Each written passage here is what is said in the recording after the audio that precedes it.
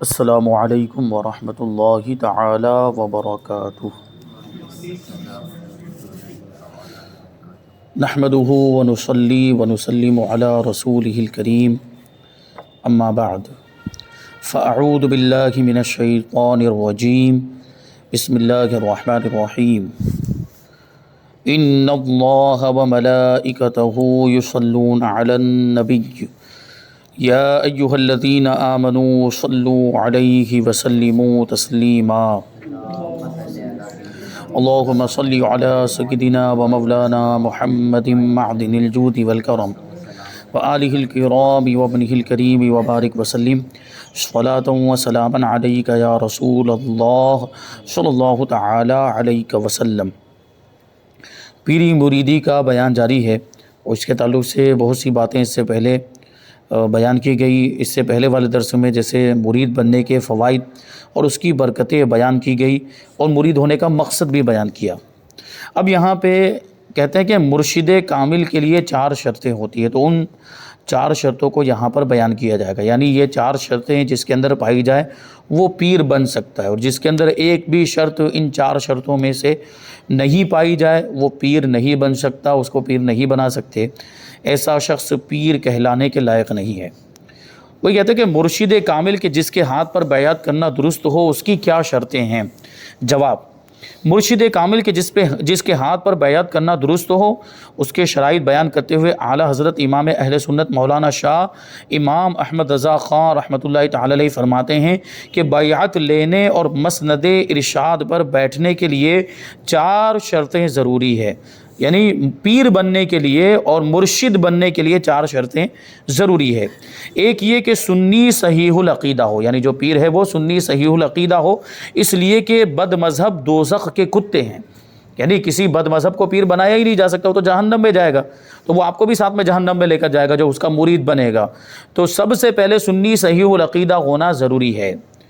اور فرماتے ہیں کہ بد مذہب تو دوزخ کے کتے ہیں اور بدترین مخلوق ہے۔ جو بد مذہب ہیں، جو گمراہ ہیں، وہ بدترین مخلوق ہے، یعنی اللہ کی سب سے بری مخلوق، جیسا کہ حدیث میں آیا ہے۔ اور دوسری شرط یہ ہے کہ ضروری علم ہو اس کے پاس، ضروری یعنی ضرورت کا علم ہو، جتنا علم حاصل کرنا ہر مسلمان کے لیے ضروری ہے اتنا علم اس کے پاس ہو، اس لیے کہ بے علم خدا کو پہچان نہیں سکتا۔ خدا کو پہچاننے کے لیے علم ضروری ہے، اور علم ہی نہیں تو خدا کو کیسے پہچانے گا؟ جب وہ خود نہیں پہچانے گا تو اپنے مریدوں کو کیا سمجھائے گا، اور اپنے مریدوں کو صحیح راستے پر کیسے لے کر جائے گا؟ تو اس کے پاس اتنا علم تو ہونا ضروری ہے۔ اور اس کے تعلق سے دوسرے علماء نے یہ بھی بات بیان کی ہے کہ کم سے کم اتنا علم رکھتا ہو کہ کتابوں سے مسائل نکال کر اپنے مریدوں کو بتا سکتا ہو۔ ضروری مسائل کتابوں سے پڑھ کر مطالعہ کر کے اپنے مریدوں کو بتا سکتا ہو، کیونکہ مرشد کا کام ہی ہوتا ہے رہنمائی کرنا۔ اگر اس کے پاس علم نہیں ہوگا تو رہنمائی کیسے کرے گا؟ علم ہی نہیں ہے تو پھر ظاہر سی بات وہ جہالت ہی پھیلائے گا، پھر وہ جہالت ہی عام کرے گا۔ اور ایسے پیروں کی محفل میں جن کے پاس علم نہیں ہوتا اور جو جاہل ہوتے ہیں ان کی محفلوں میں آپ دیکھیں تو مستی مذاق ہی ہوتا ہے، پھر ہنسی ٹھٹا ہوتا ہے، اس میں کچھ علم کی باتیں نہیں ہوتی، کچھ مسئلے مسائل سیکھنے سکھانے کی باتیں ہوتی ہی نہیں، کیونکہ ہوگا تو سکھائیں گے نا، وہ خود جانتے ہوں گے تب سکھائیں گے۔ ان کے پاس علم ہی نہیں ہوتا، معلومات ہی نہیں ہوتی، تو اپنے مریدوں کو کیا بتائیں گے؟ تو فالتو کی باتیں بتائیں گے اس میں، اور بیکار کی باتیں۔ اور معاذ اللہ یہ ایسے پیر علماء سے دور کرنے کی کوشش کرتے ہیں، کیونکہ ظاہر سی بات اگر عالم کے پاس جائے گا تو اس کی پول کھل جائے گی، یا جاہل پیر کی پول کھل جائے گی، کہ اس میں تو شرط نہیں پائی جاتی تو پیر بننے کے لائق ہی نہیں ہے۔ عالم صاحب اس کو بتا دیں گے تو پھر ظاہر سی بات وہ اس سے دور ہو جائے گا۔ تو یہ لوگ علماء سے دور کرتے ہیں، جو علماء کے پاس مت جایا کرو، علماء عالموں کے پاس مت اٹھو بیٹھو، یہ وہ لوگ علماء سے دور کرتے ہیں۔ اس کی وجہ یہی ہے کہ وہ اپنے آپ کو سیو کرنا چاہتے ہیں کہ عالم کے پاس جائے گا تو میری پول کھل جائے گی، میرا راز کھل جائے گا، اور اس کو پتہ چل جائے گا کہ میں جس کو پیر مانے بیٹھا ہوں وہ تو پیر ہے ہی نہیں، وہ تو پیر بننے کے لائق ہی نہیں ہے۔ تو اتنا علم ہونا چاہیے، کم سے کم اتنا علم کہ وہ کتابوں کا مطالعہ کر کے، کتابوں کو دیکھ کر اپنے مریدوں کو ضروری مسائل بتا سکے۔ یہ 2 شرطیں۔ تیسری شرط یہ ہے کہ کبیرہ گناہوں سے پرہیز کرتا ہو، اس لیے کہ فاسق کی توہین واجب ہے اور مرشد واجب التعظیم ہوتا ہے، اور دونوں چیزیں کیسے اکٹھی ہوں گی؟ یعنی وہ اگر کھلم کھلا کبیرہ گناہ کرتا ہے، فاسق معلن کھلم کھلا گناہ کبیرہ کرتا ہے، غیبت کرتا ہے، چوری کا معاملہ اگر اس کا ظاہر ہو چکا ہے، یا جو ہے کہ شراب پیتا ہے، جوا کھیلتا ہے، یہ سارے کام جو ہے کہ کھلم کھلا، ایسے بہت سارے گناہ کبیرہ جو بہت ساری اس کی قسمیں بتائی گئی گناہ کبیرہ کی. یعنی گناہ کبیرہ کی ایک یہ بھی اس کی ایک علامت بتائی کہ گناہ کبیرہ کہتے کس کو ہیں، یعنی وہ گناہ جس کے تعلق سے وعید قرآن اور حدیث کے اندر بیان کر دی گئی ہو تو وہ گناہ کبیرہ ہوتا ہے. ایک تو یہ، دوسری بھی اور بہت ساری علامتیں گناہ کبیرہ کی بتائی گئی کہ گناہ کبیرہ ہوتا کیا ہے. اس کو ہم یوں ذہن میں رکھیں کہ جو بڑا گناہ ہے، جس کی برائی قرآن و حدیث کے اندر بیان کی گئی ہو، وہ بڑا گناہ ہے، اسی کو گناہ کبیرہ کہا جاتا ہے. تو ایسے گناہ اگر وہ کھلم کھلا کرتا ہے تو وہ فاسق معلن ہے، اور فاسق معلن کی تعظیم جائز ہی نہیں ہے، اس کی تو توہین واجب ہے، اس کی تو توہین کرنی پڑے، کیونکہ وہ گنہگار ہے، وہ گنہگار تعظیم کے لائق نہیں ہوتا.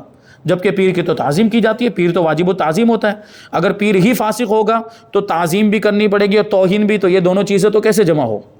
تو یہ دونوں چیزیں جمع نہیں ہو سکتی، اکٹھا نہیں ہو سکتی ہے.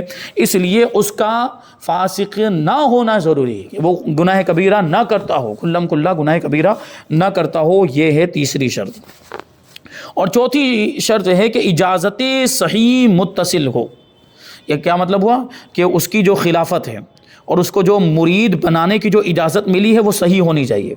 ایسے کچھ لوگ تو بہت سے ایسے دعوے بھی کرتے، خلافت نہیں ملی پھر بھی دعوے کہ میں تو فلاں پیر کا خلیفہ ہوں، جبکہ خلافت نہیں ہوتی پھر بھی خلیفہ بن کے بیٹھا ہے. تو یہ تو صحیح ہوئی ہی نہیں، یہ تو غلط ہے، تو جھوٹ بول رہا ہے. ٹھیک ہے، اس کو خلافت ملی ہی نہیں پھر بھی بول رہا ہے.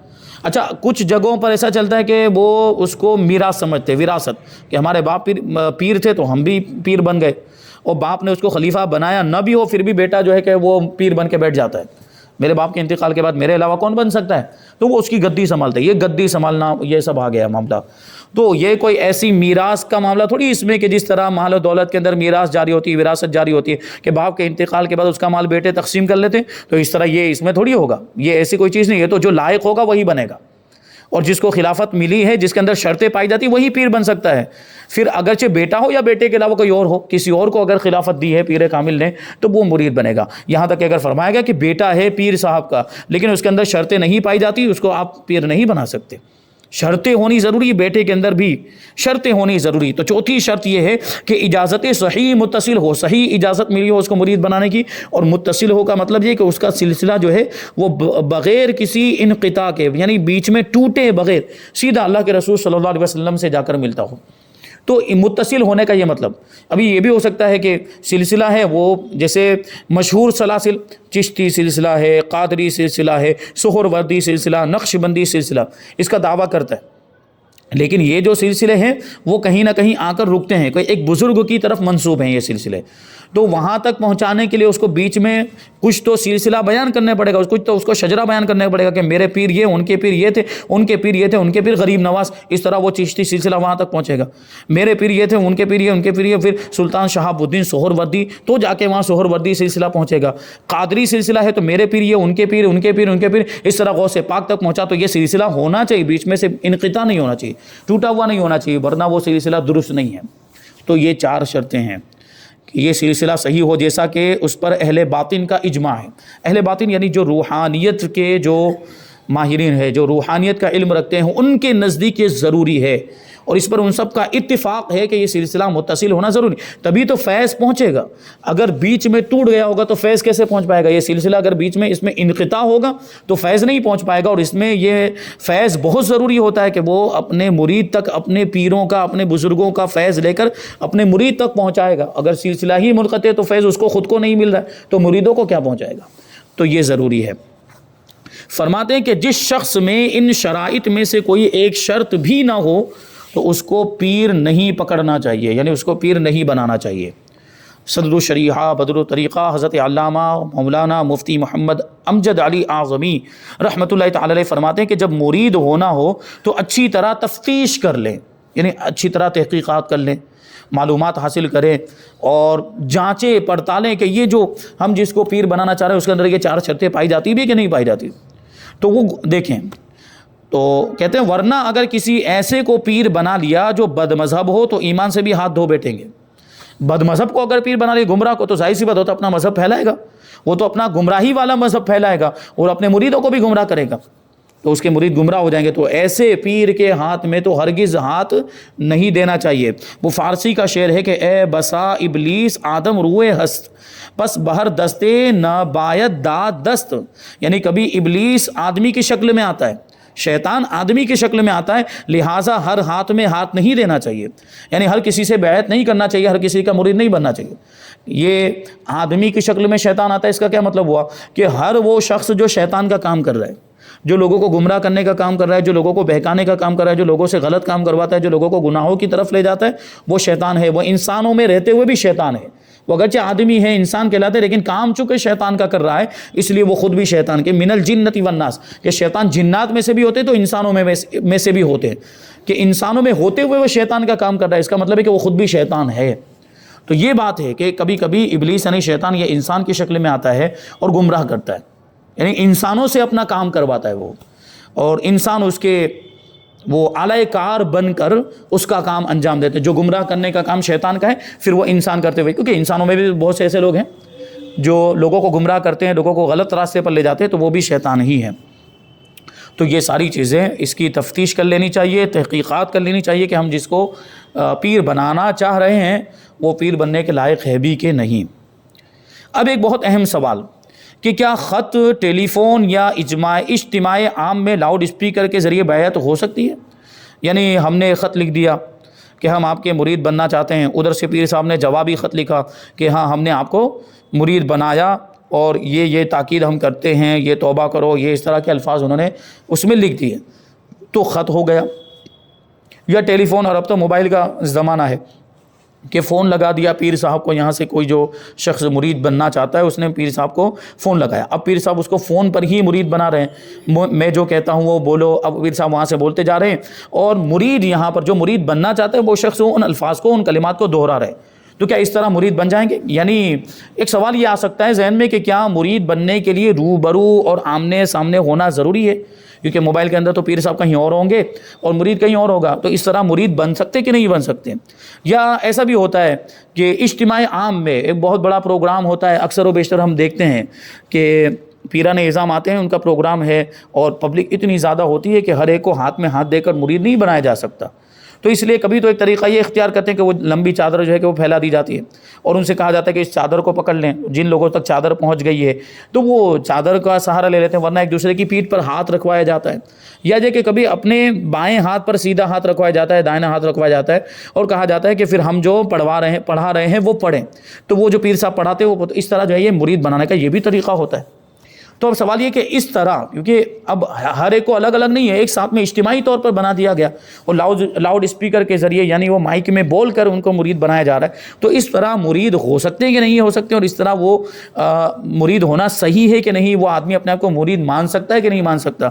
تو اس کا جواب اعلیٰ حضرت امام اہل سنت امام احمد رضا خان رحمۃ اللہ تعالی علیہ فرماتے ہیں کہ بذریعہ قاصد یعنی نمائندہ، قاصد مطلب کسی کو بھیج دیا، خود نہیں جا سکتا. مان لو کچھ تکلیف تھی، بیمار تھا یا پاؤں میں چلنے کی طاقت نہیں، بہت بوڑھا ہو گیا اور وہ مرید بننا چاہتا ہے. پیر صاحب کہیں اور ہیں، جیسے یہاں سے ممبئی ہیں، تو اس نے یہاں سے قاصد بھیج دیا کہ جاؤ اور میری بات پہنچاؤ کہ میں حضرت کا مرید بننا چاہتا ہوں، حضرت مجھے مرید بنا دے. تو اس نے یہاں سے ایک آدمی بھیجا. یہ قاصد بھیجنے کا مطلب ہوا.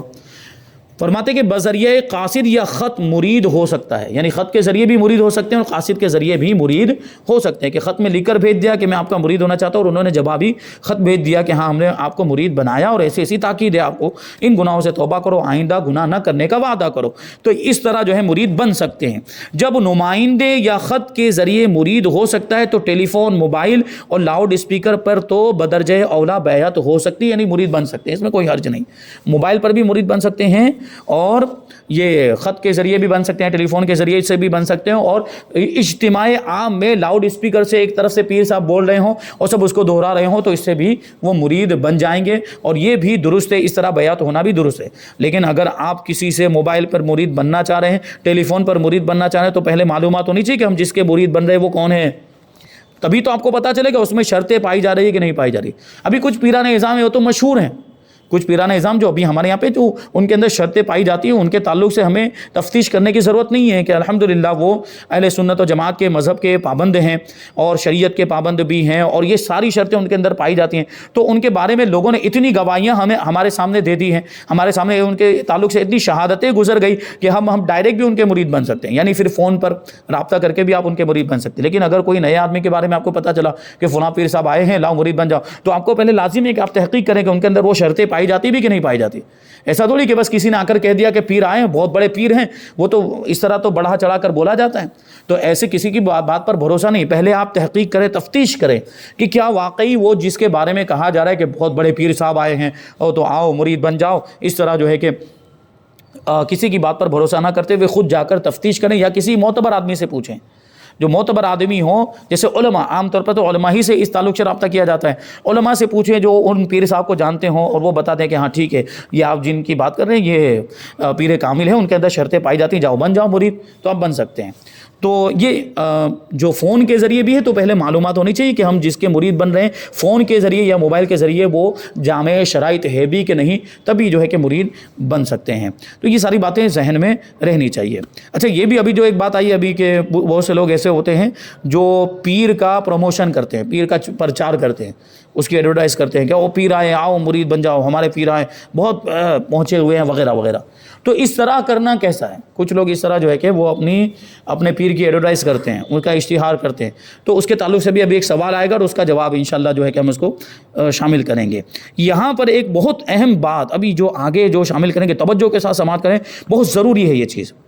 کیا سوال ہے کہ اگر کسی سے کفر سرزد ہو گیا ہو تو اسے اپنے کفر سے توبہ کرنے کے بعد اپنے سابقہ مرشد ہی سے تجدید بیعت کرنا ضروری ہے؟ کیونکہ دیکھیں، اگر کسی سے کفر سرزد ہو جائے تو اس سے پہلے ہم وہ کفریہ کلمات کے بیان میں، ایمان و کفر کے بیان میں یہ ساری تفصیل آ چکی ہے کہ کلمہ بھی پڑھنا پڑے گا، اس کو توبہ بھی کرنی پڑے گی، اور اس خاص گناہ سے، وہ خاص کفر جو اس نے بکائے، اس بات سے، اس لفظ سے، اس کلمے سے اس کو توبہ کرنی پڑے گی جو کفری کلمہ اس نے بول دیا۔